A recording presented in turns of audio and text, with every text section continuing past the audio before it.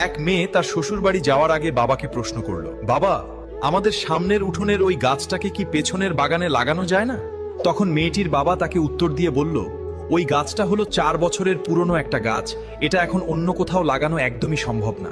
এখন যদি এই গাছটাকে অন্য কোনো জায়গায় নিয়ে লাগানো হয়, তবে সেটা নতুন মাটিতে নিজেকে মানিয়ে নিতে পারবে না এবং গাছটা মরে যাবে। নিজের বাবার মুখে এই কথা শোনার পর মেয়েটা তখন হাউমাউ করে কাঁদতে কাঁদতে বাবাকে বলতে লাগলো, আচ্ছা বাবা, একটা কথা বলো তো, 4 বছরের একটা পুরনো গাছ যদি অন্য জায়গায় নিজেকে মানিয়ে নিতে না পারে, নতুন মাটিতে নিজেকে একদমই বাঁচিয়ে রাখতে না পারে, তাহলে আমি তো তোমার এই ঘরে 20 বছরের পুরনো একটা মেয়ে। আমি তো কোনো সামান্য একটা গাছ নই বাবা, আমি তো তোমারই মেয়ে।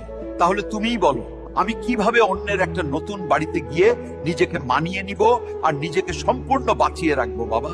মেয়ের মুখে এমন একটা কথা শোনার পর তার পরিবারের সবাই যেন একদম অবাক হয়ে গেল, আর তার বাবা অঝরে হাউমাউ করে কাঁদতে লাগলো। আসলে আমরা ছেলেরা মেয়েদের জীবনটাকে যতটা বেশি সহজ বলে মনে করি, তাদের জীবনটা কিন্তু ততটাও বেশি সহজ নয়, অনেক কঠিন। তাই আমি এই পৃথিবীর প্রত্যেকটা ছেলেকে বলবো, আপনারা সবাই দয়া করে মেয়েদেরকে মন থেকে সম্মান করতে শিখুন এবং তাদের ভালোবাসুন।